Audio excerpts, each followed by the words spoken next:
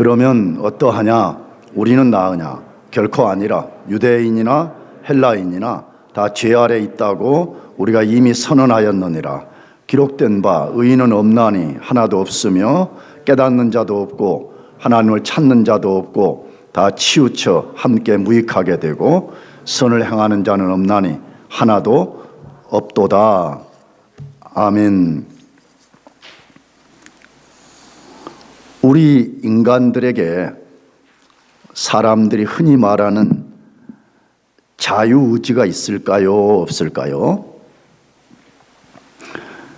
자유의지라는 것은 스스로 어떤 것을 자유롭게 선택하고 결정하는 능력을 자유의지라 흔히 그렇게 말합니다. 인간이 동물과 다른 근거가 여기에 있습니다. 동물의 선택은 인간 의지와 달리 본능에 따른 것입니다. 인간만이 지성, 감정, 의지를 사용해서 선택하고 결정하는 능력을 갖고 있습니다. 죄로 타락한 후에도 인간은 자유의지를 갖고 있습니다. 여전히 그것을 어떤 것을 선택하고 결정하고 살아가고 있습니다. 자, 그렇다면 다시 질문해 보겠어요. 인간은 자신의 자유의지를 가지고 스스로 하나님을 찾을 수 있을까요? 없을까요?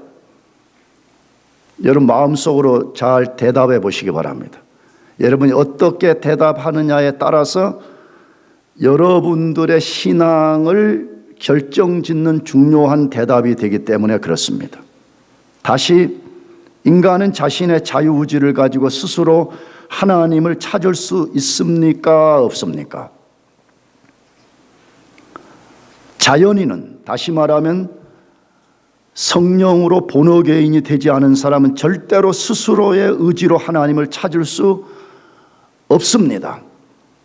이것은 여기 있는 목사의 주장이 아니라 하나님이 성경을 통해서 말씀하신 것입니다. 그것이 방금 읽은 로마서 3장 9절에서 12절까지 말씀인데 제가 다시 읽어보겠습니다.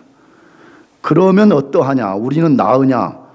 결코 아니라. 유대인이나 헬라인이나, 이 말은 모든 인간을 지칭하는 성경의 표현입니다. 다 뭐 아래 있다고? 죄 아래 있다고 우리가 이미 선언하였느니라. 기록된 바 의인은 없나니 하나도 없으며 깨닫는 자도 없고 하나님을 찾는 자도 없고 다 치우쳐 함께 무익하게 되고 선을 행하는 자는 없나니 하나도 없도다 라고 말씀하고 있습니다. 이 말씀은 인간은 스스로 하나님을 찾을 수 없다는 대선언입니다. 다시, 자연인인 인간은 스스로 하나님을 찾을 수 없다는 엄청난 선포인 것입니다. 바울 사도가 이 선언을 하면서 먼저 없다는 말을 5번 말하고 있습니다. 이 짧은 구절 안에서 없다는 말을 5번 했고 그 5번 속에서 하나도 없다는 말을 2번이나 반복했습니다. 무엇 말하려고 그러는 거예요? 우리 인간은 스스로의 의지를 가지고는 하나님 앞에 단 한 발자국도 나갈 수 없고 나갈 수 있는 사람은 단 한 명도 없다고 분명하게 선언하는 말씀인 거지요. 자, 여기서 끝나지 않고 이 짧은 구절을 선포하면서 구약 성경 시편 전도서 이사야 성경의 말씀을 인용해서 짜집기 기법으로서 선언을 했습니다. 왜 그랬을까요? 그냥 인간은 못 나가 이렇게 선언하면 되는데 왜 이 구약 성경의 아주 중요한 시가서와 선지서의 말씀들을 인용해 가지고 이것을 짜집기 기법으로 선언했냐 이것입니다. 뭐 때문이에요? 성경 전체에서 그거 선언한다는 걸 보여주려는 기법인 거죠. 구약 성경에서도 그렇게 말하고 특별히 구약의 선지자들과 시가서를 쓴 예언자들이 동일하게 말하기를 인간은 자기 스스로의 의지로 하나님을 찾을 수 없고 그분 앞으로 나갈 수 없다는 것을 강조하려는 것입니다.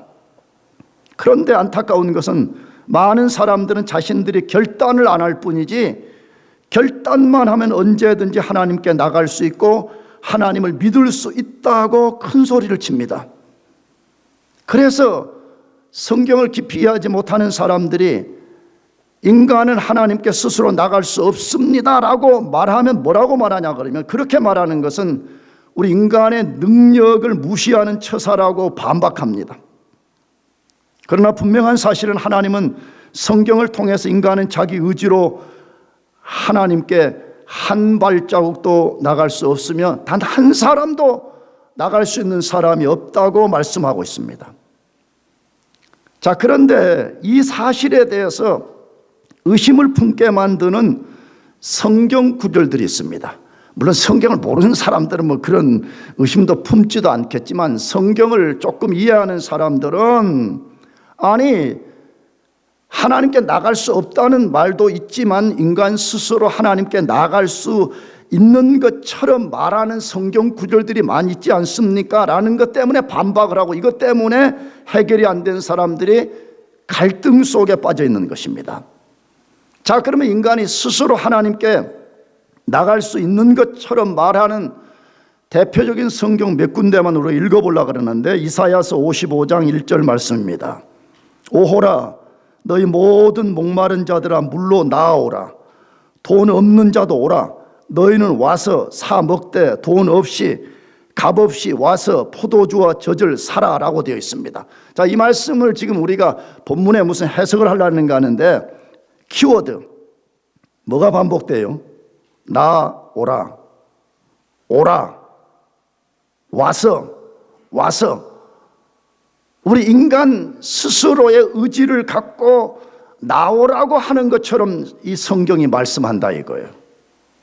또 하나의 구절, 마태복음 11장 28절, 수고하고 무거운 짐진 자들아 다 누구에게 오라? 내게로 오라. 이 말씀만 딱 떼서 보면 너희들의 의지를 갖고 얼마든지 결단만 하면 나올 수 있는 거다라는 식으로 성경이 비춰진다 이 말이에요. 계시록 22장 17절에 성령과 신부가 말씀하기를 오라 하시는도다. 듣는 자도 뭐 할 것이요? 오라 할 것이요. 목마른 자도 올 것이요. 원하는 자는 값없이 생명수를 받으라 하시더라라고 되어 있어요. 자, 이 구절만 보면 전부 다 너희들이 결단하면 된다라고 말하는 것처럼 비춰집니다. 그렇잖아요. 너희 원한다면 나와라. 너희 결단하고 나오라. 이렇게 기록이 되어 있기 때문에 그렇습니다. 자, 그렇다면 왜 인간은 자유의지, 이따가 뒤에 말하겠지만 정확한 자유의지가 아니에요. 자기 의지로 하나님께 나올 수 없냐는 것입니다. 첫 번째로, 인간은 죄로 인해서 의지가 죄에 속박되었기 때문에 불가능합니다. 인간은 자기 의지가 뭐에 속박되었다고요? 죄에 철저하게 속박이 되어서 자기 스스로는 하나님께 나갈 수 있는 것이 불가능한 것입니다. 죄가 인간 존재에 악한 영향을 심대하게 끼치지 않은 것이 하나도 없습니다. 우리는 그것을 지난주까지 다루었습니다. 이 죄의 악이 인간에게 영향을 미치지 않은 곳은 단 한 곳도 없습니다. 그 중에 인간 내면에 가장 중요한 지정의에 심각한 영향을 주었습니다. 여러분들이 만일에 무슨 소리야? 나는 지금 나의 지식, 감정, 의지가 아무 문제가 없는데 작동을 하고 있는데 그렇게 말하는 건 틀린 거 아니에요 라고 말하면 뭔가 여러분 아이 성경을 제대로 이해하지 못하고 있는 것입니다. 우리는 하나님께로부터 본래 받았던 지식, 감정, 의지의 상태가 완전히 왜곡된 상태에 있는 것입니다. 나가서 그것들이 철저히 부패하고 무능하고 왜곡하게 되었습니다. 다시 말하면 본래의 기능을 상실해버리고 죄 아래 속박되어 있습니다. 더불어서 여러분이 이해하는 자유의지라는 것도 타락하고 죄 아래 속박을 당해 있습니다. 그래서 인간은 타락한 의지 때문에 선을 행하는 이 본능이, 본질이, 기능이 깨어져 버렸기 때문에 선하신 하나님께 나아가려는 의지력을 완전히 상실해 버렸기 때문에 하나님을 찾을 수가 없습니다. 다시 말씀드리지만 의지가 죄로 속박되었기 때문에 하나님 찾기를 원하지 않는 것입니다. 그래서 앞에서 소개한 인간이 스스로 하나님을 찾을 수 있는 것처럼 소개된 성경들은 정확하게 말하면 너 스스로가 나갈 수 있다는 말씀이 아니라 예수님 통해서 나가라 그 말이죠. 이걸 조금 더 구체적으로 말하면 예수님 말씀 듣고 성령으로 거듭남을 통해서 하나님께 나오라는 뜻을 전제하고 있는 말씀입니다. 그러므로 누구든지 본어게인이 일어나지 아니하면 아무도 하나님께 나갈 수 없어요. 이거는 할 수 있어요. 교회는 나올 수 있다고.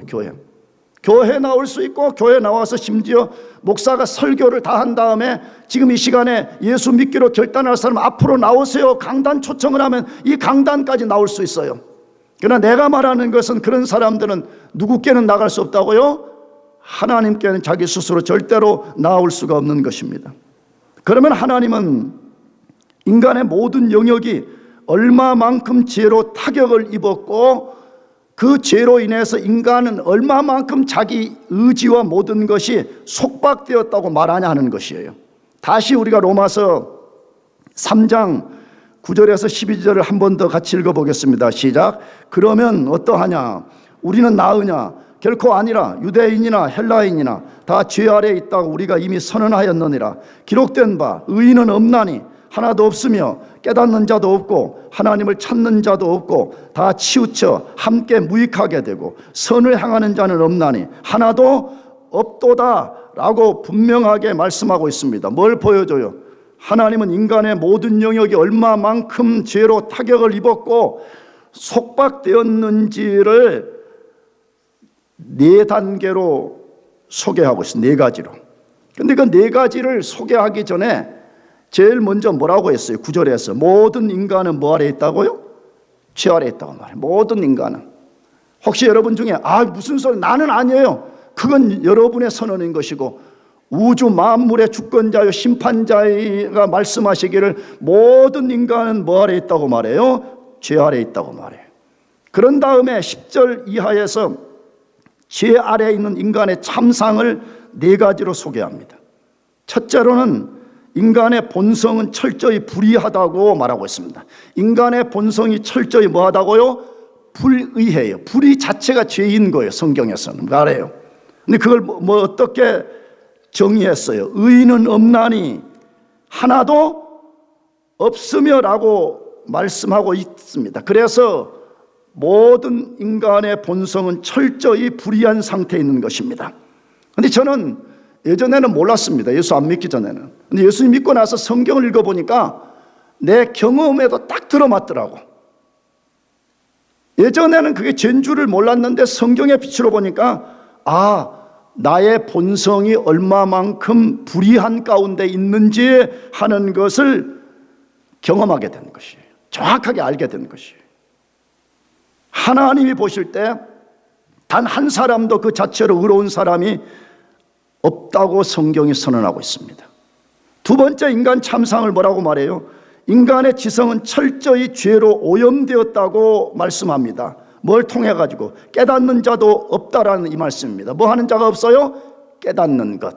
인간의 지성, 지혜, 총명의 역할은 정확하게는 세상의 어떤 것을 말하는 것이 아니고 영적인 것, 정확하게는 하나님을 이해하고 하나님을 알고 하나님을 깨닫는 것을 말하는데, 인간 지성이 철저히 죄로 오염되었기 때문에 영적인 것에 대해서 일절 스스로는 깨달을 수 없다고 말하고 있습니다. 인간은 절대로 스스로 하나님을 이해하거나 찾지 못한다. 이게 대선언이에요. 그래서 인간이 스스로 하나님을 찾아보려고 하면 어떤 결과에 봉착해요? 우상 숭배자로 전락해 버립니다. 스스로 하나님을 찾는 사람들은 모두가 우상 숭배자로 전락한다는 것이 로마서의 가르침이에요.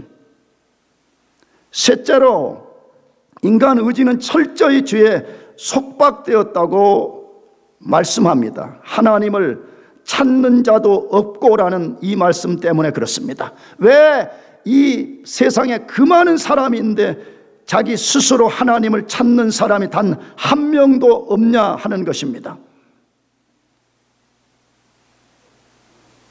엄밀한 의미에서 세상에 무신론자는 단 한 명도 없습니다. 무신론자, 신이 없다라고 하는 무신론자는 한 명도 없습니다. 다만 여호와 하나님을 안 믿을 뿐이지 자기 나름의 신을 다 섬기고 있습니다. 어떤 사람은 돈이 그 사람의 신입니다. 어떤 사람은 이 세상의 화려함이 자기의 신입니다. 어떤 사람은 자기 자신이 신이 되는 거예요. 어떤 사람은 공부 자체가 신이 되는 거예요. 수많은 것들을 자기의 신으로 섬기고 있습니다.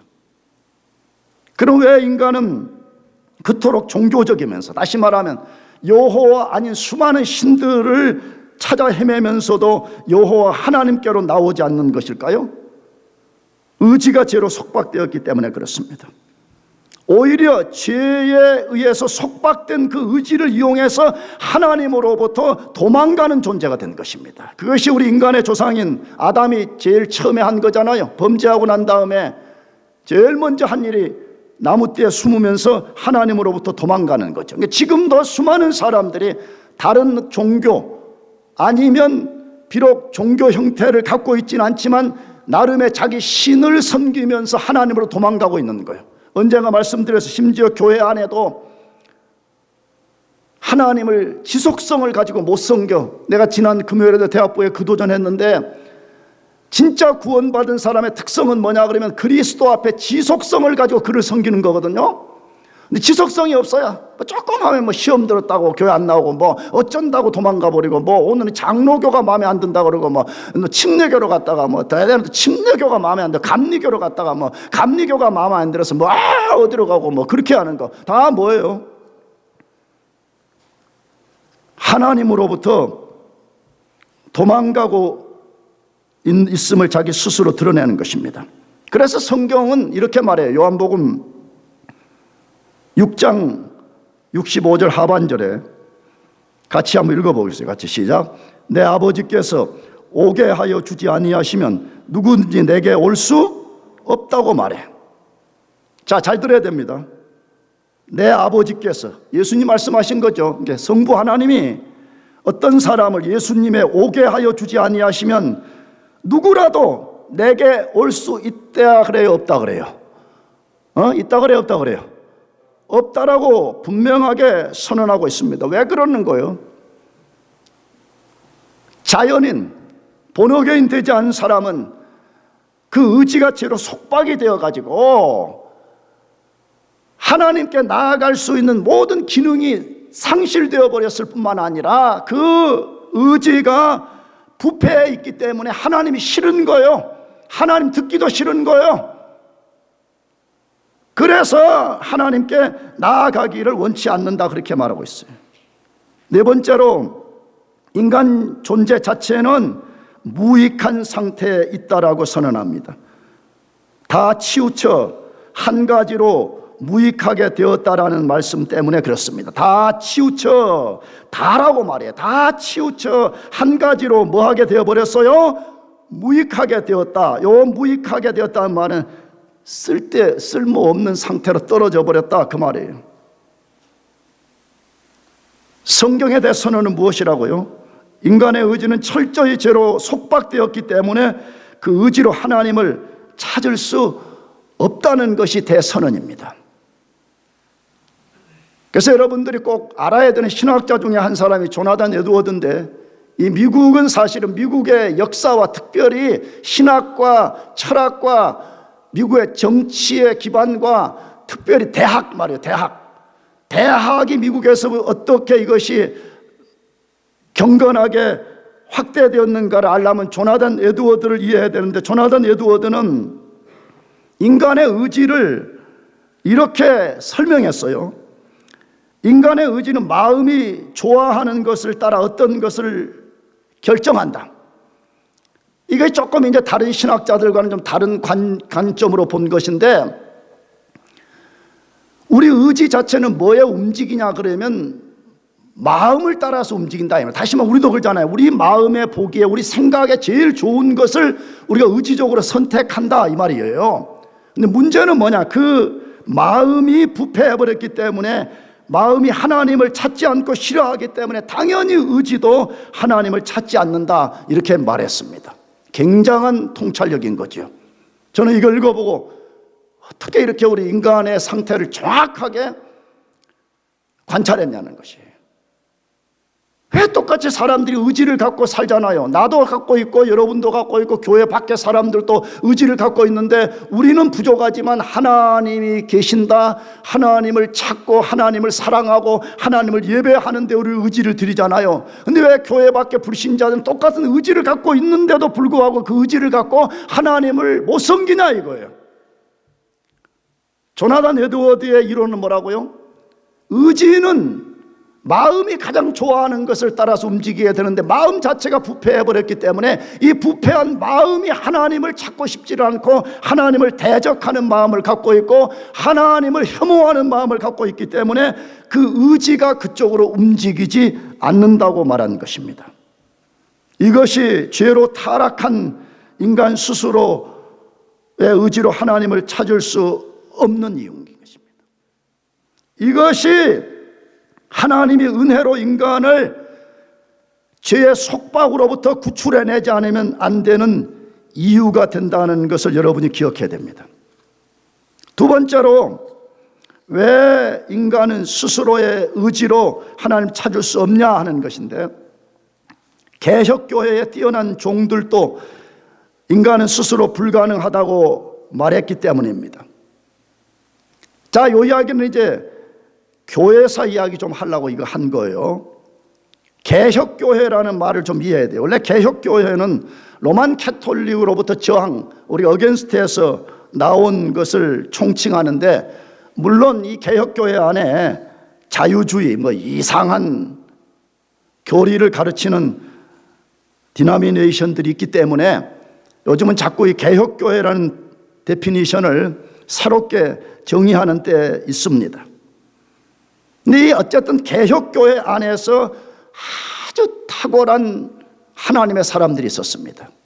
그 사람들도 말하기를 우리 인간의 스스로의 의지를 갖고는 하나님께 나올 수 없다라고 말했다 그 말이에요. 우리가 이 교회사 안에서 이 이론을 어떻게 다루는지를 알 필요가 있습니다. 왜냐하면 구약성경 전도서 1장 9절 하반절에 아주 유명한 말씀에서 해 아래 뭐가 없다고요?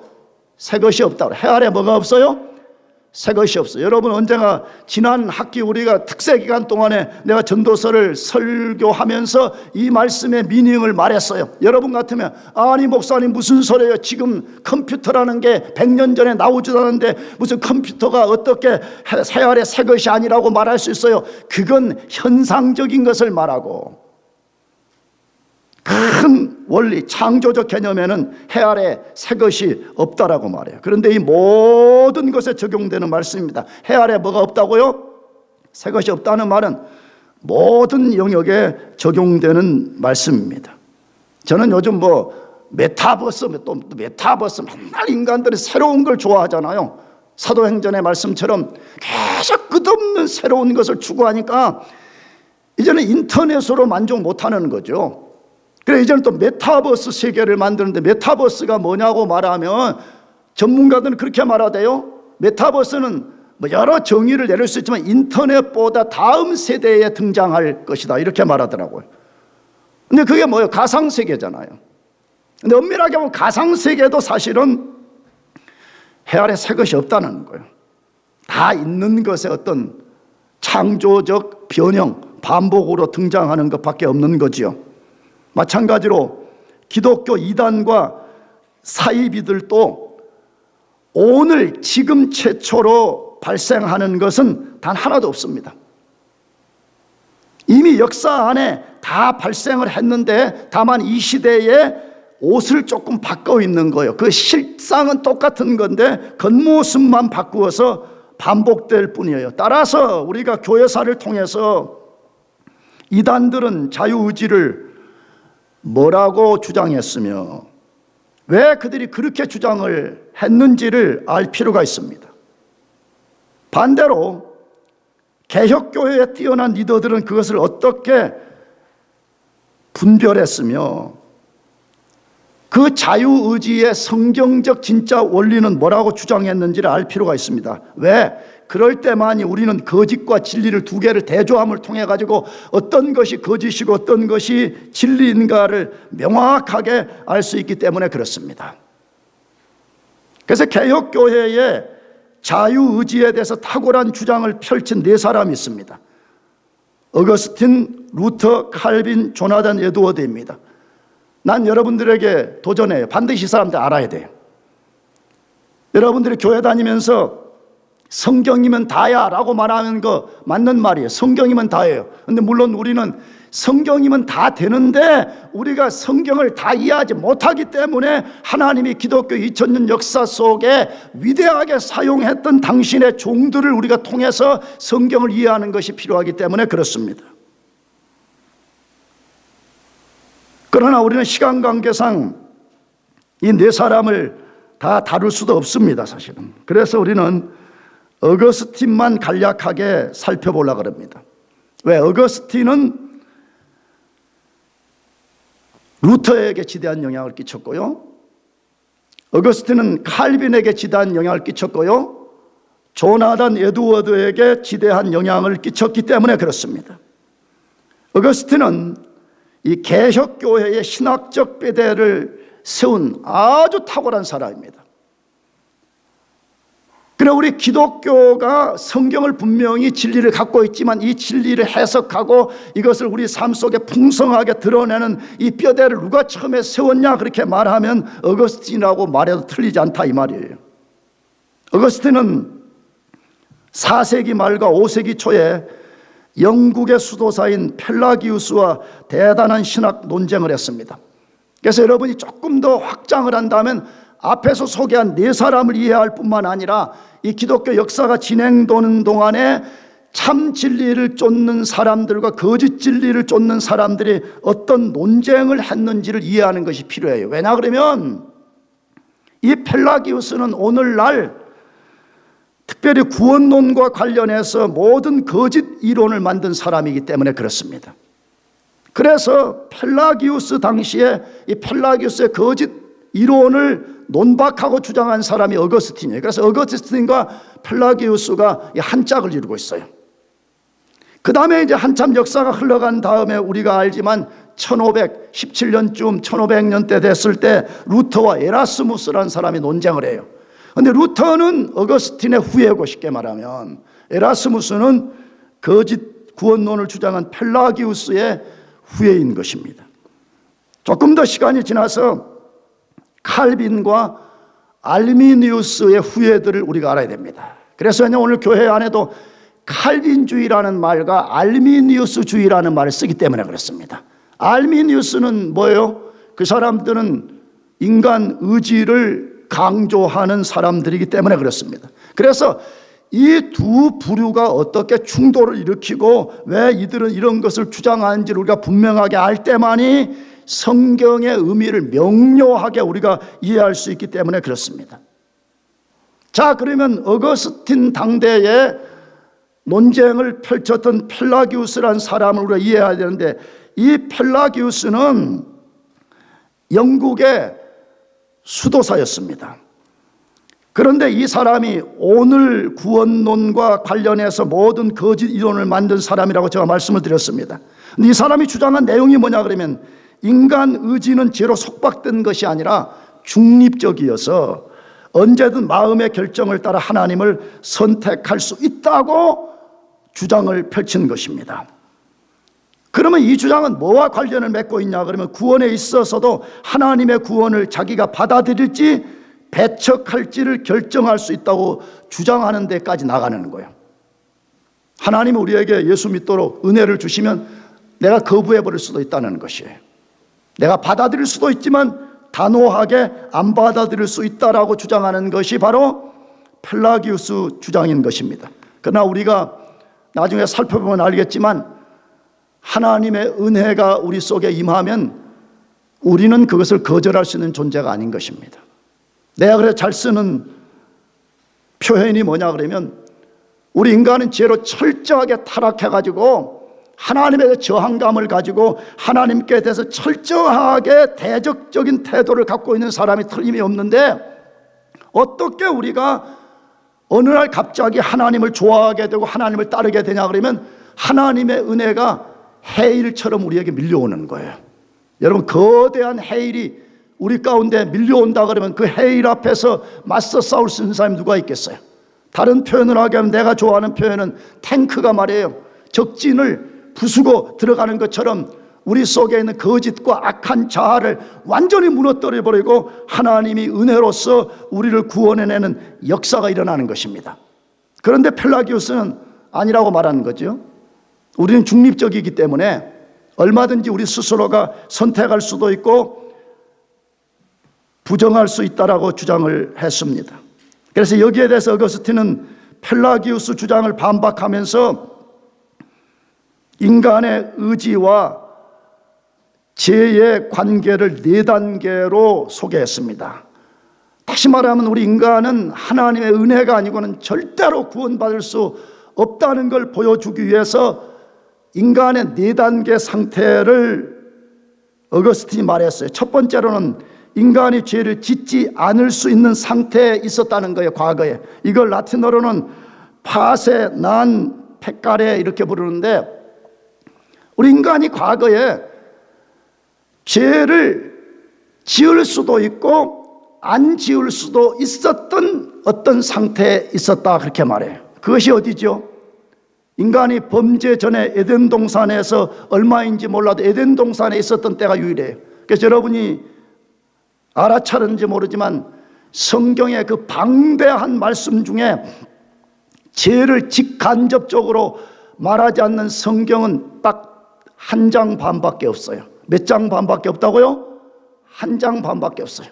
그것은 뭐죠? 에덴 동산에 인간이 범죄하기 전 딱 그 내용을 제외하고는 그 수많은 성경의 모든 내용들이 다 한 장 한 장 다 읽어보게 되면 다 직접적 죄를 말하고 아니면 간접적 죄를 말하고 아니면 그 간접적인 것에서 흘러나온 것 때문에 메시지를 펼쳐내는 이야기를 다루고 있는 것이 성경의 이야기와 동시에 우리 인간의 비참한 상태를 알려주는 것입니다.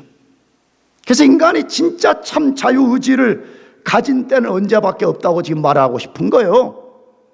에덴 동산에서 범죄하기 전 유일한 그 시간이 얼마쯤인지는 모르지만 인간이 진짜 자유의지를 가진 적은 그때밖에 없다는 거예요. 그러므로 뭘 말해요? 인간은 그 이후로 자유의지를 가진 적이 없다, 이 말이에요. 아까 말했죠? 우리가 말하는 자유의지는 정확하게 자유의지가 아니고 뭐에 속박된 의지라고요? 죄에 속박된 의지를 갖고 사는 것밖에 없는 것입니다. 두 번째로는 인간이 죄를 짓지 않을 수 없는 상태에 떨어진 상태를 말합니다. 인간이 죄를 뭐하지 않을 수 없어요? 짓지 않을 수 없는 상태. 이것은 아담이 죄를 범한 이후에 모든 인간이 그 죄 아래 속박이 되어서 죄를 안 짓고 싶어도 안 지을 수가 없는 상태가 되어버렸어요. 왜? 악이 인간 속에 들어와 가지고 이제는 악에 사로잡힌 인간은 내가 죄를 안 짓고 싶은데 안 지어질 수가 없어요. 왜? 내 속에서부터 이 죄가 준동을 하기 때문에 불가능한 상태가 되어버린 것입니다. 그래서 예수님이 요한복음 8장 34절에도 말씀합니다. 같이 읽어보겠습니다. 예수께서 대답하시되 진실로 진실로 너에게 이르노니 죄를 범하는 자마다 죄의 종이라. 자, 이 말씀에 우리가 주목할 단어가 뭐냐 그러면 죄를 범하는 자마다 죄의 종이라는 말씀에 죄를 범하는 자마다 이렇게 돼 있어요. 그러면 이런 것을 우리가 잘못 읽으면 뭐죠? 내가 죄를 딱 하나만 지어도 나는 죄의 종이요, 나는 하나님께 버림받고 나는 구원도 받지 못한 존재라라고 생각하기 쉬워요. 그런데 이 단어의 원래 헬라어 단어는 보게 되면 분사 형태를 띠고 있는 거죠. 분사 형태는 대부분이 습관, 반복적인 것을 지칭하는 시제 형태인데, 만일 어떤 사람이 죄를 습관적으로 지어요, 죄를 계속 반복적으로 지어요, 죄를 이겨내지 못해요, 그러면 그 사람은 뭐의 종이라고 말해요? 죄의 종인 것이에요. 그 사람은 엄밀하게 말하면 한 번도 속박된 의지로부터 탈출된 적이 없는 사람이에요. 그런 사람은 전적 타락 상태에서 한 번도 건진받은 적이 없는 사람이다. 그것을 말하는 거죠. 그래서 사람들이 죄를 안 지을 수가 없는 거예요. 그래서 예수 밖에 있으면 죄를 안 짓고 싶어도 죄를 안 지을 수가 없는 거예요. 다시 본어게인이 안 일어나면 죄를 안 짓고 싶어도 죄를 막아낼 길이 없는 것이에요. 한두 번 결심은 할 수 있어요. 엉망으로 죄 짓고 비참한 자기 상태를 보고 이제 나는 이런 삶을 안 살아야지라고 결단할 수 있지만 불가능하다니까. 왜냐 그러면 그는 죄의 종이 되어버렸기 때문에 죄를 안 지을 수가 없는 상태 속에 있기 때문에 그런 것입니다. 세 번째 단계는 인간이 죄를 안 지을 수 있는 상태가 다시 되었다고 말해. 물론 이 상태도 다시 지을 수도 있고 안 지을 수도 있지만 이제 인간은 세 번째 상태가 뭐냐 그러면 죄를 안 지을 수도 있는 상태가 되었다는 것이에요. 무엇 때문에? 하나님이 죄에 속박된 인간을 구속을 통해서 구출해 주실 때 그때부터 성령의 능력을 의지하고 죄를 안 지을 수 있다라고 말하는 상태라 이 말이에요. 그것이 로마서 6장 14절 15절 말씀인데 같이 읽어보겠습니다. 시작. 죄가 너희를 주장하지 못하리니 이는 너희가 법 아래 있지 아니하고 은혜 아래 있음이라. 그런즉 어찌하리요? 우리가 법 아래 있지 아니하고 은혜 아래 있으니 죄를 지으리요? 그럴 수 없느니라. 우리는 이제 완전히 죄의 세계에서 우리는 완전히 구출이 되었기 때문에 우리는 이제 더 이상 죄의 종이 아니다 이 말이죠. 예수 믿는 사람들은 우리는 은혜 아래 지배를 받고 있기 때문에 우리는 마땅히 죄를 지어서도 안 되지만 우리가 하나님의 은혜, 성령의 능력을 의지하고 우리는 죄를 이길 수 있는 상태에 있다고 말하죠. 그래서 히브리서에 뭐라고 말해요? 우리가 자꾸 그리스도인이 된 후에도 죄를 짓는다면 너희들이 죄와 싸우되 피 흘리기까지 싸우지 않기 때문이다 그렇게 말하죠. 나는 죄를 안 짓기 위해서 난 죽으면 죽겠어요. 나는 순교를 당하면 당하겠어요. 그러면 우리는 죄를 안 지을 수도 있다는 거예요. 근데 대부분 사람들이 쉽게 타협해버린다는 거예요. 뭐 때문에? 편리성 때문에. 내가 죄를 안 지었고 끝까지 싸우려면 고난받고 불편하고 거북스러우니까 이게 싫어서 그냥 조금만 죄와 타협해서 눈 감아버리자는 거야. 그래서 목사도 거짓말하고 학생도 컨닝하고 성도들도 부정한 방법으로 살고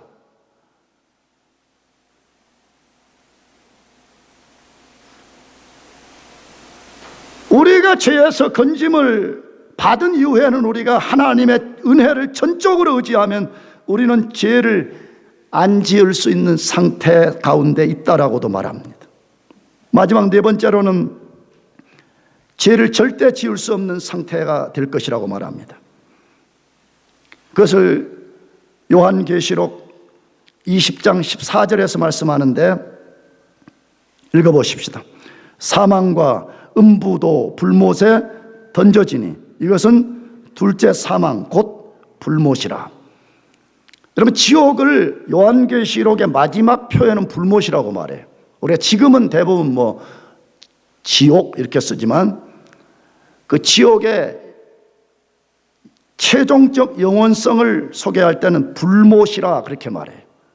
근데 이 불못에 하나님과 그리스도인들의 대적자들이 차례로 다 그 속에 던져질 것이라고 요한계시록 17장부터 말하거든요.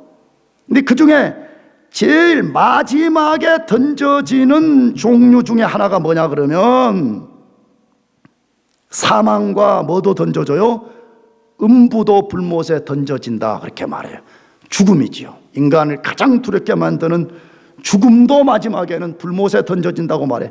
이거 다 우리 이해 안 됩니다. 어떻게 죽음이라는 것이 어떤 방식으로 던져지는지 우리는 잘 모르겠어요. 그러나 분명하게 예수님이 던져질 것이라고 선언했어요. 자, 그러면 사망과 음부는 어디서부터 나오는 거예요? 다 죄로부터 나오는 거죠. 죄의 삭은 무엇이기 때문에? 사망이기 때문에. 그러므로 다시는 완성된 하나님의 나라에 죄가 들어올 수 없기 때문에 인간은 죄를 지을 수도 없을 뿐만 아니라 그때는 우리의 성화가 완성되어서 우리가 영화롭게 되기 때문에 우리 개인의 온전함 때문에도 다시 죄 지을 수 없는 상태가 될 것이라고 말하는 것입니다. 사랑하는 교우 여러분, 왜 인간이 속박된 의지로부터 자유케 되기 전에는 하나님을 찾는 것이 불가능한지를 여러분들이 잘 깨달았으면 좋겠습니다. 그러면 우리가 왜 자꾸만 몇 주에 걸쳐서 우리가 전적 타락에 대한 이야기를 하지 않을 수 없었냐 하면 인간 상태를 정확하게 이해한 사람만이 예수님을 구할 수 있기 때문에 그렇습니다. 자기 상태를 본 적이 없는 사람은 예수가 그게 뭐 그렇게 필요하냐는 거예요. 솔직히 예수가 무슨 당장 내 논문을 만들어 주는 것도 아니고 내 없는 아파트를 하나 그냥 세워주는 것도 아닌데 예수가 뭐 그렇게 필요하냐 이렇게 생각을 하는 거죠. 그러나 자기 자신이 하나님의 말씀 앞에 비춰볼 때 내가 얼마나 비참한 존재이고 얼마나 전적으로 타락한 존재이고 나의 자아 의지를 가지고는 현재 스스로 하나님을 찾을 수 없다는 것을 알게 될 때만이 자기 자신을 의지하는 모든 것을 포기하고 구원자인 예수 그리스도를 구할 수 있기 때문에 그런 것입니다. 사랑하는 교우 여러분들, 나는 오늘 이 시간에 여러분에게 호소합니다. 여러분이 만일에 죄에 속박된 의지로부터 구원을 받았다면 그 모든 것은 하나님의 은혜입니다. 아멘이죠? 여러분 마음속에 하나님에 대한 저항감이 사라져버리고 하나님을 사랑하고 하나님을 구하는 마음이 있다는 것은 여러분들이 속박된 죄의 의지로부터 건짐을 받았기 때문에 이것이 가능한 것이에요. 그러나 만일에 교회는 나와 있지만 여러분 마음속에서부터 제일 무엇보다 하나님이 싫은 거예요. 하나님이 사랑스럽지 않아요. 하나님 사랑하고 싶지 않다면 여러분은 분명하게 아직까지 여러분의 의지가 죄에 속박되어 있다는 증거예요. 그렇다면 우리가 해야 될 길은 무엇이에요? 이 시간에 하나님께 자비 구하는 것밖에 없습니다.